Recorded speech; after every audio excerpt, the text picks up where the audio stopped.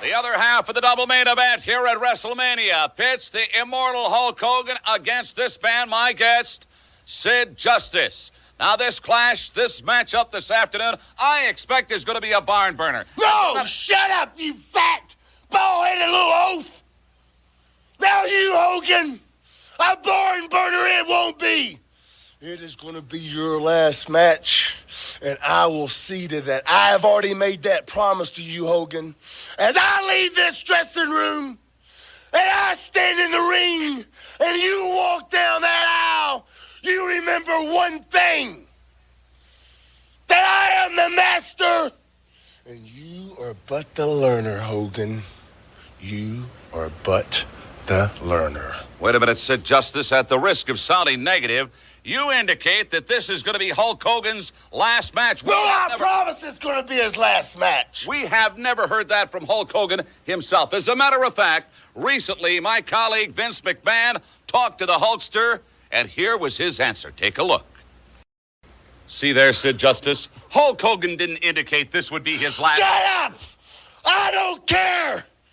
I don't give a damn about the memories of Hulk Hogan. The only thing to remember is that Sid Justice is the man that ended Hulkamania. Now you, Hogan, I curse you. I curse you and every Hulkamaniac because I rule the world. Let's get back to ringside. Rest in peace to the master and the ruler of the world, Psycho Sid. There was a man, he dropped out, now he's back, he has a daughter, now she's in college with him. What a pain in my class. Oh, it's going to be one of those shows. Great. An anthology about the bad, the short-lived, and the forgotten shows and events in television history. This is It Was a Thing on TV. Punisher! Control! Tell me before I change my mind! I give you Super Train.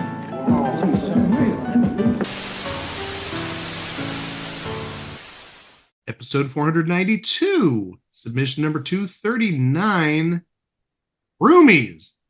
It's no Classholes. We say that parenthetically. That's not part of the actual name.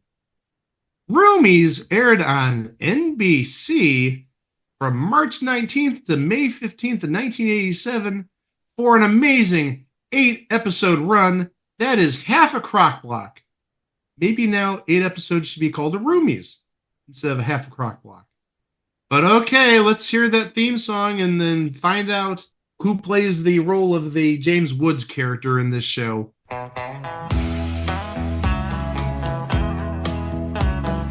ain't too old to be soon forgotten, and I'm not too young to try. I've tried it one way, now I'll try it another, and it's not too late, and I will soon discover the answer.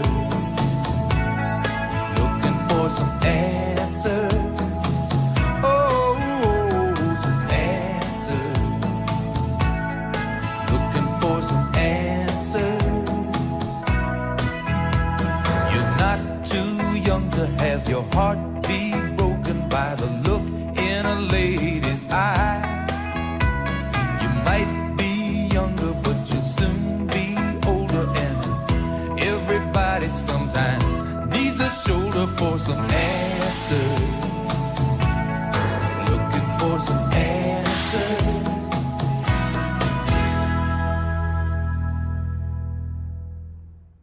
I can't believe throughout this entire episode we're going to make comparisons to Classholes, which, in case you don't know, a number of years ago, I don't remember how long ago it was, I want to say at least 10, maybe even up to 15 years ago, there was a little sitcom within Family Guy where James Woods, and you heard about his daughter, they ended up at college together, but also at one point, Brian Griffin was brought aboard and hilarity ensued.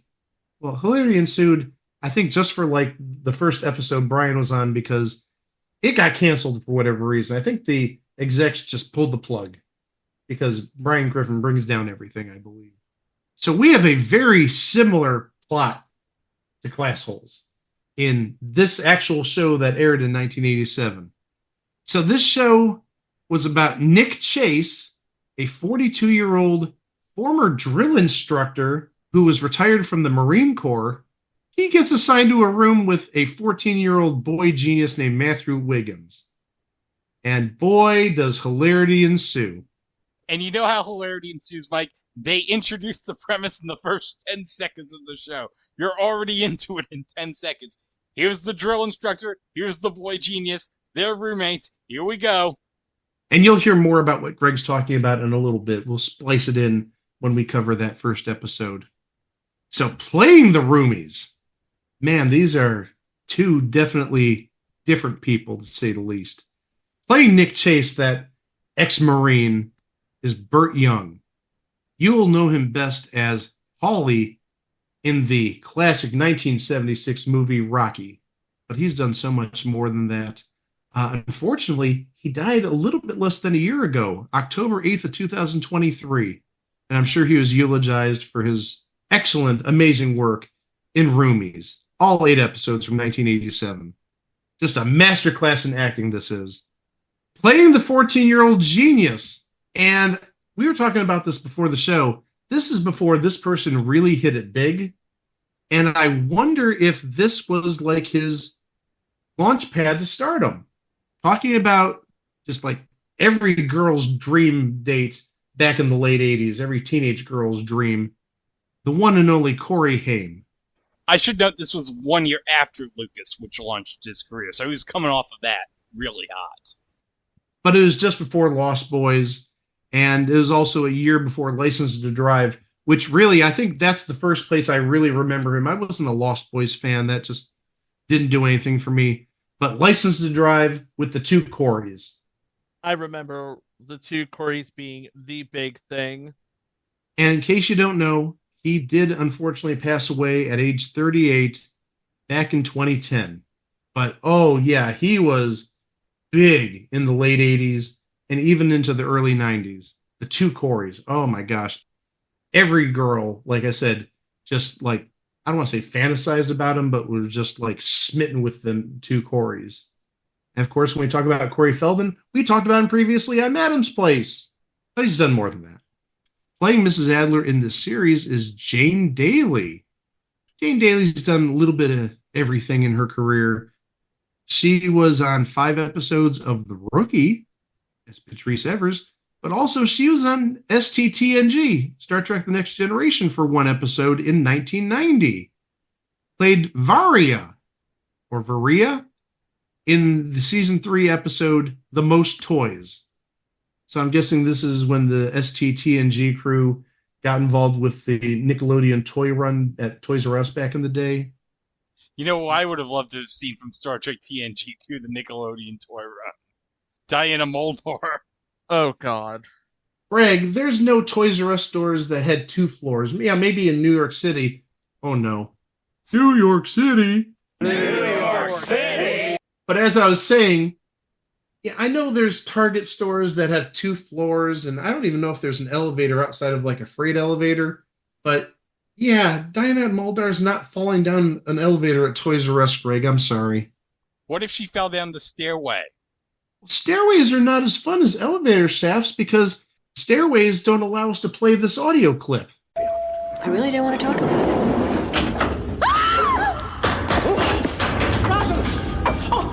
Oh my God! Oh no, not another Pulaski toy run.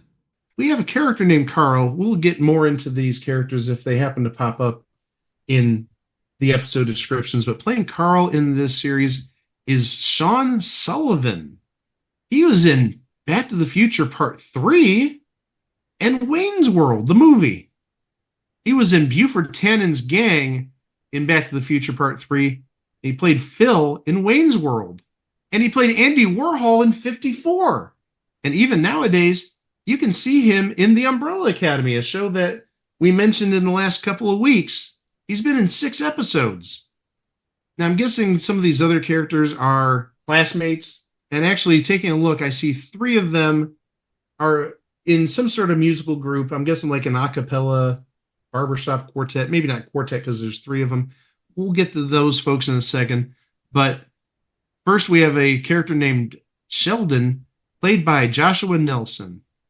He's done quite a bit of stuff, but really, he hasn't done anything of note.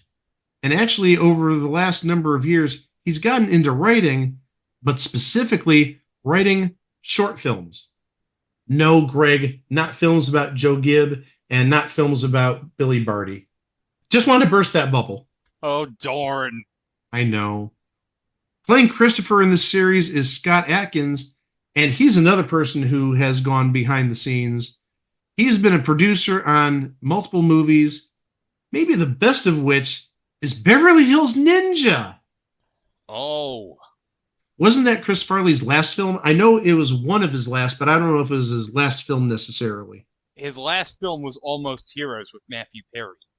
Okay. Man, that's horrible. Just how both of them passed. Yeah. Very tragic. I told you about the singing trio. They're called the Singing Freshmen. And they are made up of, first, Michael Lesko. And literally, this is his only credit. Hold on a second. You said Michael Lesko. Oh, you know no. I know what you thought. You just get it out. I thought you meant Matthew Lesko. No, he didn't wear any tacky jackets with question marks all over the place. He wasn't telling us how to get our maximum money back from the government because the government's been ripping us off. No, not Matthew Lesko, Michael Lesko. Another of the singing freshmen is a gentleman by the name of Larry Ray.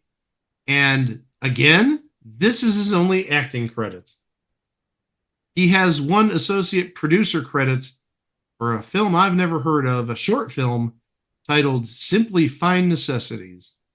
And boy, I hope the third singing freshman has a little bit more to his name. Robert Reams. No, guess what? Roomies is his only credit too. So the singing freshmen, they didn't make it to the singing sophomore year. They didn't have a second job in acting. So those are the particulars. Let's get into I almost said let's get into the legal sauce. Let's get into the educational sauce. The first episode is the pilot. Nick encourages Matthew to ask out a girl who, at the moment, is 200 miles away. Wait 10 years and there will be something called the internet, and you won't have to worry about distance. As promised, here's the first 10 or so seconds from the pilot, which lays out everything nicely and beautifully. Matthew? Matthew, how you doing? Matthew, I want you to meet your new roommate, Nick. Nick, come on in. Nick Chase, Matthew Wiggins. Hi. Hi. I knew this would be great. Matthew is the youngest student in the university, and Nick is a good balance. Episode 2 is titled Wrestling. Matthew asks his dad to come and watch him wrestle, then is dismayed that he has to wrestle a girl. Dismayed? I'd be excited if I was 14 and wrestling a girl, but that's just me. Can we talk about the coach of the wrestling team? Go for it. It is Leonard Lightfoot from season 1 of Silver Spoons. Going to take us to episode 3, and episode 3 is titled The One That Got Away. Matt and Nick raid the science building to save a rare fish from dying in captivity. I'm sorry, I'm missing the hijinks here. Where's the Classholes aspect of all this? Yeah, Matthew's concern for a rare fish prompts the boys to form a rescue party to rescue this fish. I'm sure the Marine Corps has something to do with this, but he's not mentioned. I got a question. Where's the chimp sidekick? We're 3 episodes in. We got no chimp sidekick. Someone get Mr. Smith on the phone. Or Bobo. Yeah, Bobo's got to be out there somewhere. To give some context, if you listen to the pilot, the first 3 seconds or so, you can hear like fish tanks bubbling. Matthew is big into fish and wants to get into marine biology. So there's a little bit of context as to why he's going for these fish. In this episode, the character, believe it or not, is called Punk Coed. Punk was a big thing back in the mid to late 80s. So it makes sense that we might see a punk here.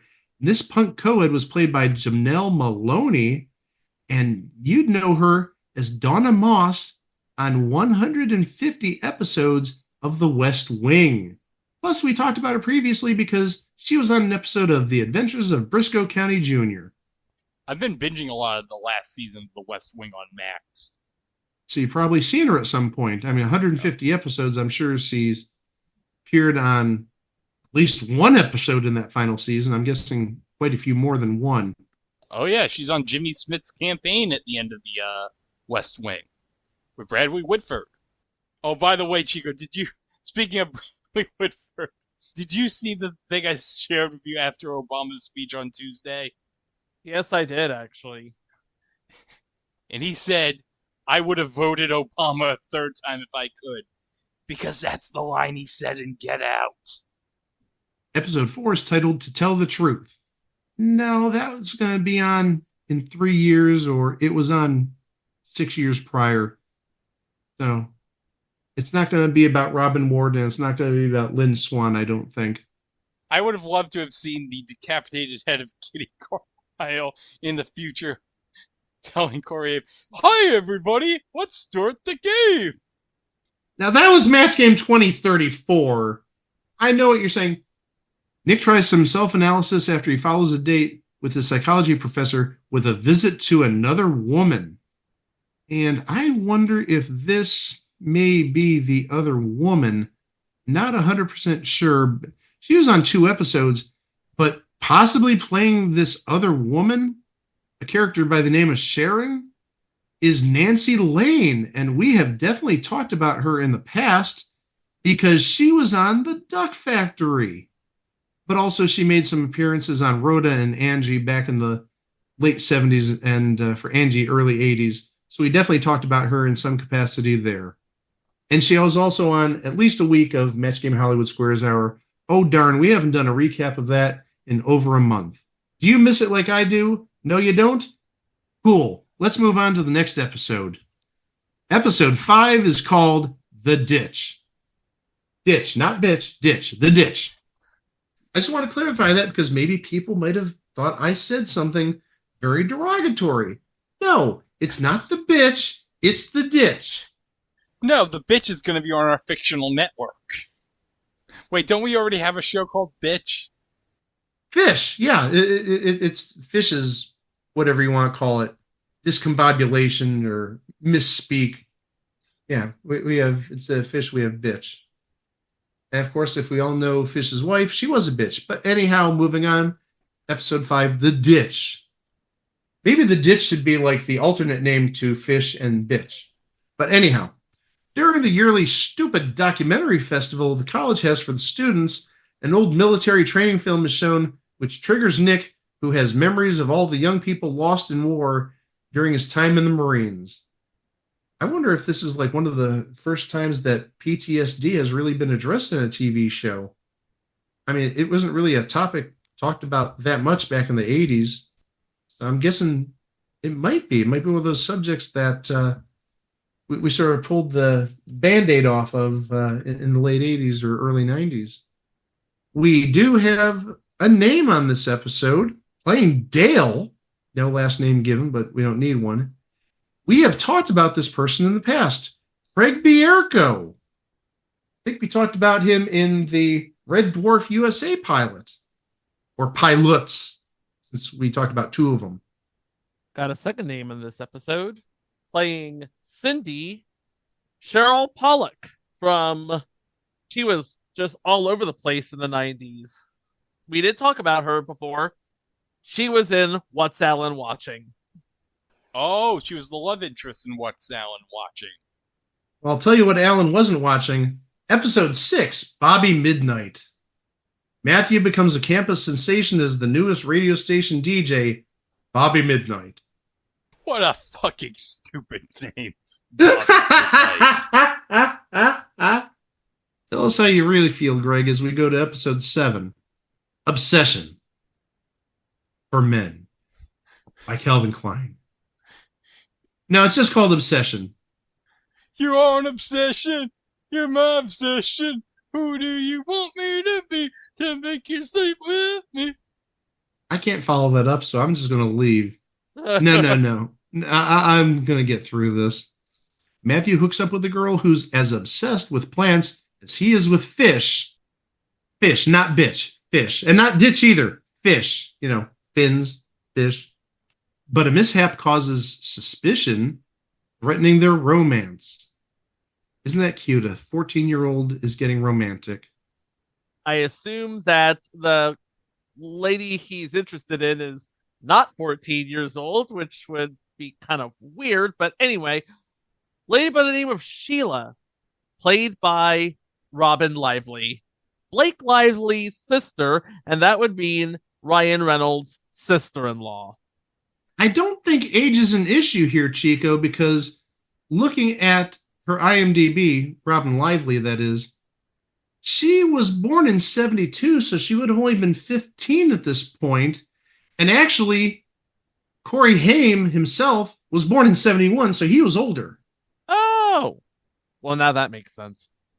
And then, as Colonel Bobby Humner, G.W. Bailey, Police Academy, Season 1 of St. Elsewhere, and the only 80s movie that has any meaning, 1987's Mannequin. But we can't mention G.W. Bailey without mentioning Captain Harris, of course. Come on. One of the most iconic roles in the 80s. Oh, and he was also in Short Circuit with Steve Guttenberg and Ali Sheedy. And I feel dirty for mentioning this, but he was Big Jim Foxworthy on the Jeff Foxworthy show back in the late 90s. So I assume Big Jim Foxworthy is probably Jeff Foxworthy's dad on the Jeff Foxworthy show. Correct. And he played Louis Provenza on 109 episodes of The Closer. And also Louis Provenza on 105 episodes of Major Crimes. So he's definitely had a career in the last 10, 12, 14 years. So good on him. That's going to take us to the final episode. We're at the final episode already, guys. Where did these class holes go wrong? Midterm fever. Midterms approach, and the guys pull an all-nighter for their first one, but Nick's subsequent low grade sends him reeling for home with Matthew in tow. Boy, this sounds like a great way to close the show. You sucked in the midterm. Now we're sending you home. You class hole, you. Playing a mama in this episode, don't know whose mama it is. She'd be a good mama. She's better as a Golden Girl, though. Estelle Getty. They got her to do this piece of crap. But also, a name that we've talked about quite a bit as Josephine. Don't know what her relationship in this series is, but she's played by Candy Azara. We've definitely talked about her in the past. Now, I don't know if we've talked about this person, but playing Professor Pearson, well-known thespian Roy Dotrice was in Amadeus, 55 episodes of Beauty and the Beast, and Hellboy 2. And sadly, not with us. He passed in 2017 at the ripe old age of 94. Now, the show itself, obviously 8 episodes. What went wrong? Well, it's got a very interesting little story. The show itself, that premiere episode, it aired on a Thursday. So Thursday, March 19th, 1987. It aired, I'm guessing as a preview, at 9 o'clock. That's usually the time slot that would have been slotted for Cheers. But it aired at 9 o'clock on this evening, March 19th of 87. From 8 to 8:30, NBC was showing a Ronald Reagan press conference, something like that. Maybe not State of the Union, but he was addressing the nation because all 3 major networks, NBC, ABC, CBS, they aired this. ABC and CBS aired this Ronald Reagan special for the entire hour, 8 to 9. NBC, on the other hand, only aired the first half hour. The second half hour was filled with the Mr. Black Show. And then at 9, you had the first episode of Roomies. Because of this, the Roomies premiere episode was the second highest rated TV show that week. So the people at NBC must be like, hey, we got to hit our hands. We're going to put it in a normal time slot, and the audiences will follow. We have this big crowd who watched Ronnie Reagan, who came to watch the Mr. Black Show because they didn't want to watch the full hour of Ronnie Reagan. They needed to get their family sitcom enjoyment. So they came to the Mr. Black Show at 8:30. But then at 9, here's this new show, Roomies. Second best show of the week, ratings-wise. Did it hold? Well, there's a reason why it only had 8 episodes. Sorry to spoil that. In future episodes, it was moved to Friday nights at 8 p.m. What was airing at 8 p.m. on Fridays in spring of 1987? Well, ABC had The Charmings, which we're going to talk about early next year. And CBS, they had Nothing Is Easy.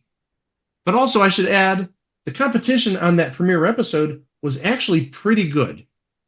You had on CBS, since this is mid-March of 1987, you had the NCAA tournament going on. And then on ABC, you had the first half hour of the Colbys. We talked about that previously. And this would have been, I believe, the end or near the end of the second season of the Colbys. And I'm surprised that Kiesel isn't running in here just crying about the Colbys being canceled, but enough about that. So there obviously was some competition in the premiere, and it just absolutely raffle-stomped the competition, as the kids would say, ratings-wise. But after that premiere episode, when it got moved to its regular time slot, sadly, reality hit in. The ratings were consistently in the 40s, between generally about 42 and 49. And that's out of between like 60 and 80 shows. So it's definitely bottom half material.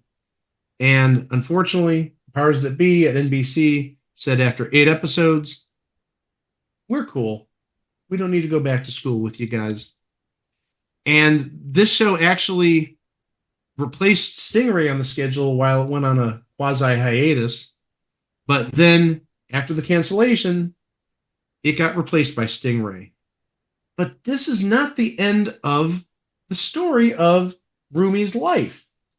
Because in 1991, NBC ran reruns of Roomies on Saturday mornings. I don't know if it was just filler or if they thought maybe there's a half a chance at revival, but it aired on Saturday mornings. I'm looking at the schedule. Yes, it's filler. If you know, what did it go up against? Roomies took the spot that was previously occupied by Guys Next Door. On ABC, it went up against the second half of the Bugs Bunny and Tweety show. And on CBS, it went up against reruns of The Adventures of Raggedy Ann and Andy.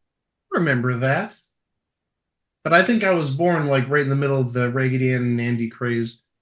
And on Fox, they had local programming because that was the time where they were only programming 3 hours. I forgot. This would have been like one of the first years that Fox had Saturday morning programming. Bobby's World, Zazu U, Tom and Jerry Kids Show, Attack of the Killer Tomatoes, Pittsburgh Pigs, and Funhouse Season 3. No, excuse me. It is Fox's Funhouse. Oh, yeah. Put some respect on that. No, not respect. The fact that they got rid of Tiny and replaced him with like a DJ MC announcer. No. I disavow any knowledge of Fox's Funhouse. The OG Funhouse is where it's at.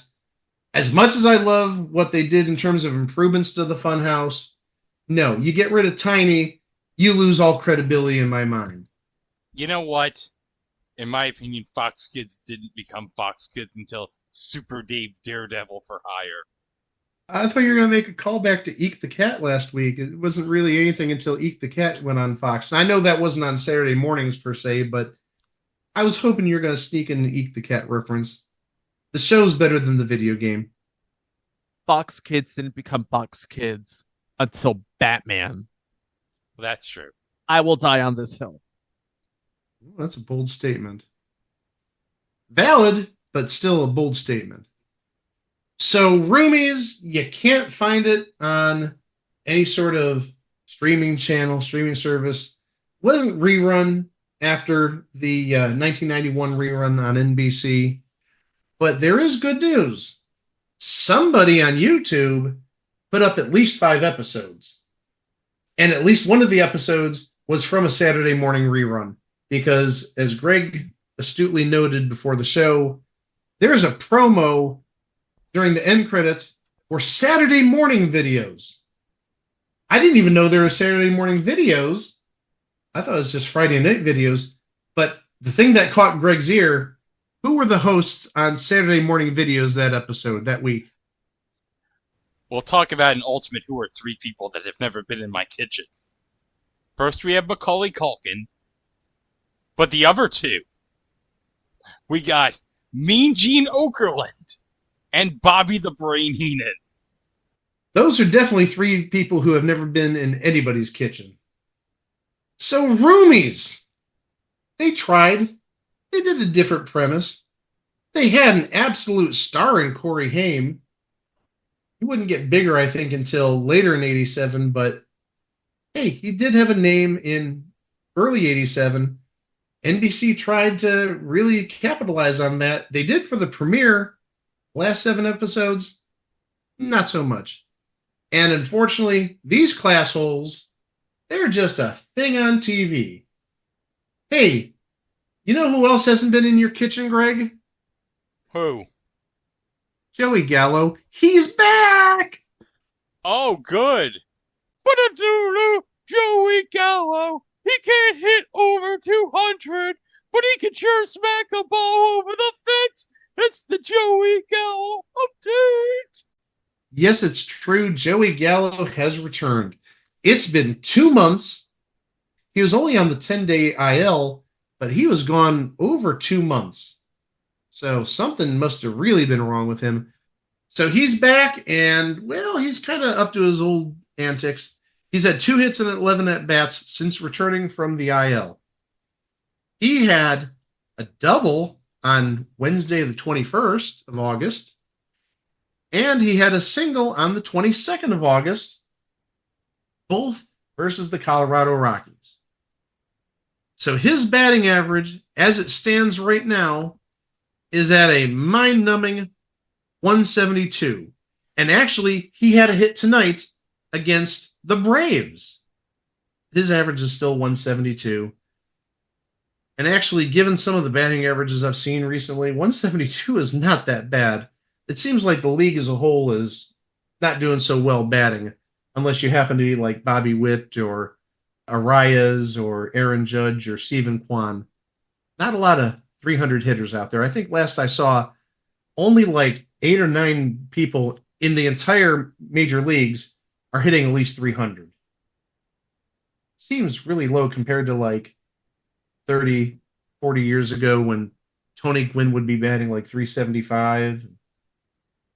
Either hitters are getting worse or pitchers are getting better. We'll let you argue that amongst yourselves as we close out the show. So let's put Joey Gallo back in the vault for a couple more weeks. And that only means that time to end the show. And please do remember, you can listen to all 491 episodes that preceded this one. We're like 4 weeks away from 500, and it's going to be a biggie. Just going to tell you that. But please remember, you can listen to all those previous episodes and all the things that we've done over at our website at itwasathingontv.com. Also, please don't forget, we're on the socials, except that one site, the Muskie site, wink, wink. We're at It Was a Thing on TV everywhere, except that one site, but also except for Facebook, because we are at It Was a Thing on TV podcast, because Mark Zuckerberg hates us. Love you too, Mark. But also, don't forget, if you want to find us on Mastodon, We are at It Was a Thing on TV at tvwatch.party. And also, don't forget, not only can you listen to our podcast on the website, but also any worthwhile podcast player you can find us. We're talking the biggies: iHeartRadio, Apple Podcasts, TuneIn, Audible, the Podbean app, independent players. You can find us. Please subscribe to us there if that's your preferred method of listening. But also, don't forget, we're also on YouTube. You can like and subscribe to our channel, but also don't forget to hit the notification bell to stay informed of all future uploads on the channel, including what's coming up next week. Well, we're going to continue, in part, Back to School Week next week.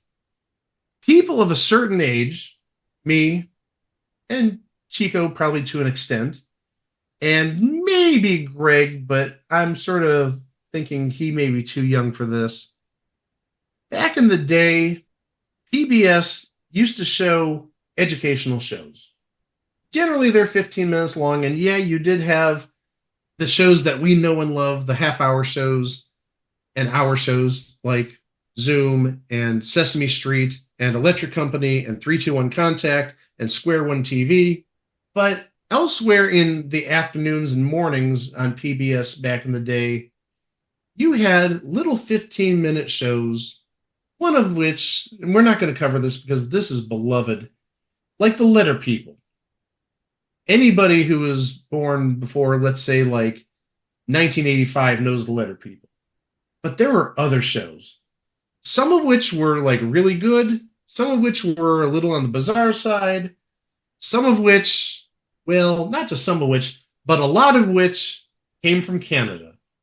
But we're going to go through a variety of those shows, and I definitely have things to say about them from my childhood, and I'm sure both the other guys will as well.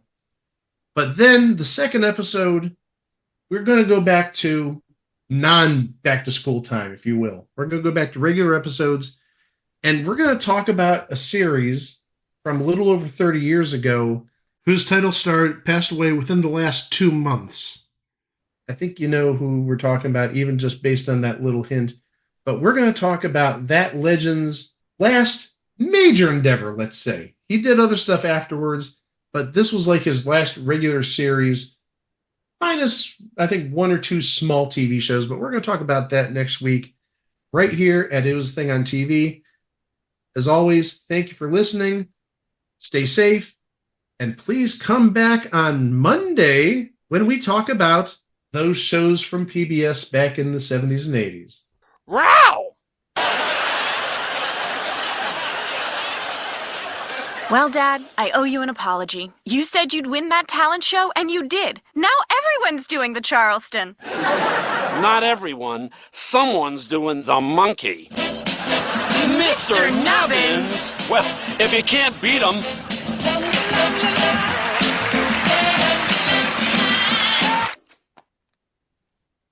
So, what'd you guys think?